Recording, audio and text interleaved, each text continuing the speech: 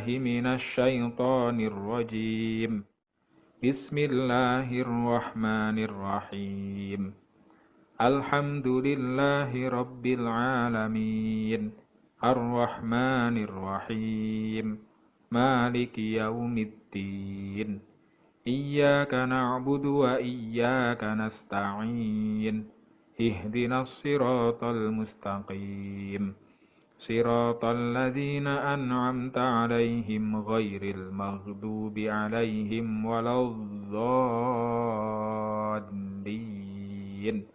رب اغفر لي ولوالدي وللمؤمنين آمين رب اشرح لي صدري ويسر لي أمري واحلل عقدة من لساني يفقه قولي ربي زدني علما وارزقني فهما آمين يا رب العالمين.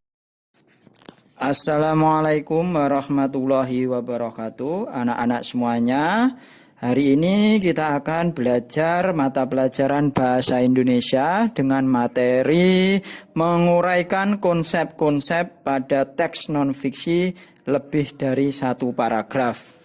Anak-anak diharapkan menyimak dengan seksama video pembelajaran yang sudah Ustadz buatkan ini ya.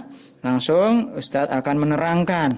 Tolong disimak dan didengarkan, diperhatikan. Anak-anak, materi kemarin sudah belajar menggali informasi dan menemukan konsep-konsep yang saling berkaitan pada satu paragraf teks non-fiksi. Sekarang ayo pelajari cara menguraikan konsep-konsep yang saling berkaitan pada teks non-fiksi lebih dari satu paragraf.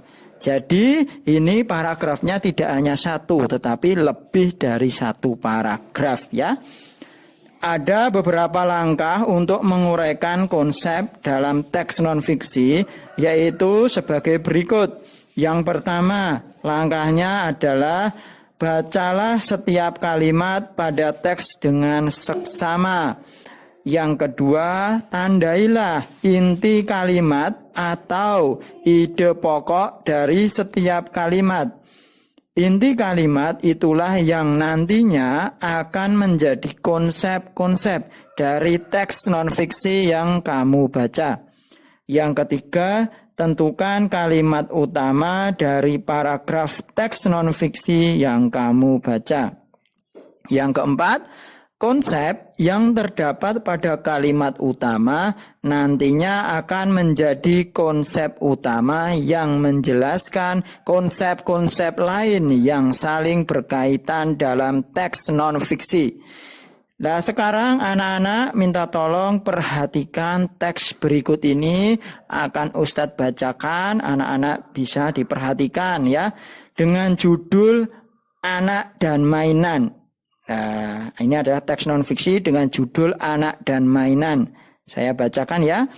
Manfaat memiliki mainan bagi seorang anak, yaitu dapat membantu anak untuk mempelajari banyak hal positif. Hal-hal positif ini dapat mengembangkan aspek fisik, sosial, pengetahuan, dan komunikasi seorang anak. Oleh karena itu, anak perlu dikenalkan pada mainan yang memberikan manfaat positif baginya. Ketika anak bermain, beberapa hal positif terjadi padanya. Misalnya, untuk anak usia 13-18 bulan, ia dapat melatih kemampuan berjalannya ketika ia menarik mainan kesayangannya. Ketika anak menyisir rambut bonekanya, ia belajar tentang berbagai peran, sehingga dapat membantu untuk mengembangkan imajinasinya. Ketika anak memeluk bonekanya, anak tersebut belajar mengungkapkan rasa kasih sayangnya. Selain itu, ada juga kegiatan yang dapat membantu untuk mengembangkan imajinasi anak. Kegiatan tersebut dapat menciptakan sesuatu yang baru dan berbeda dari mainannya.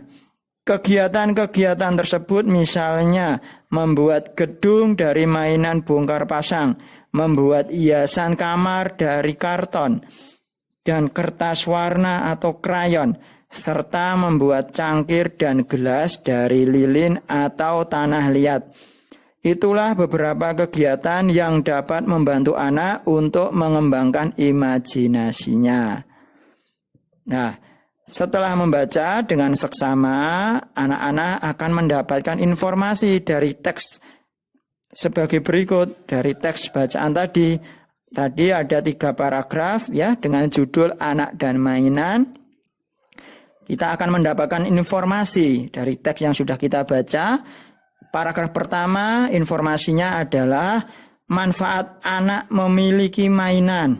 Terus yang kedua, dampak positif mainan sebagai pengembang aspek fisik, sosial, pengetahuan, dan komunikasi anak. Yang ketiga, anak perlu dikenalkan pada mainan yang memberi manfaat positif baginya. Itu adalah informasi dari teks pada paragraf pertama. Selanjutnya, paragraf kedua informasinya ada 4. Ya, perhatikan yang pertama adalah hal positif terjadi ketika anak bermain. Yang kedua, manfaat mainan untuk melatih kemampuan berjalan anak usia 13 sampai 18 bulan. Yang ketiga, manfaat mainan untuk mengembangkan imajinasi anak. Yang keempat, manfaat mainan untuk membantu anak belajar mengungkapkan rasa kasih sayang. Nah, itu adalah informasi dari paragraf kedua ya. Selanjutnya ada di paragraf ketiga ada 2 informasi. Perhatikan, yang pertama mengembangkan imajinasi anak melalui kegiatan menciptakan sesuatu yang baru dan berbeda dari mainannya. Yang kedua, contoh kegiatan mengembangkan imajinasi anak. Nah, itu anak-anak semuanya adalah informasi dari paragraf yang sudah Ustadz bacakan tadi ya.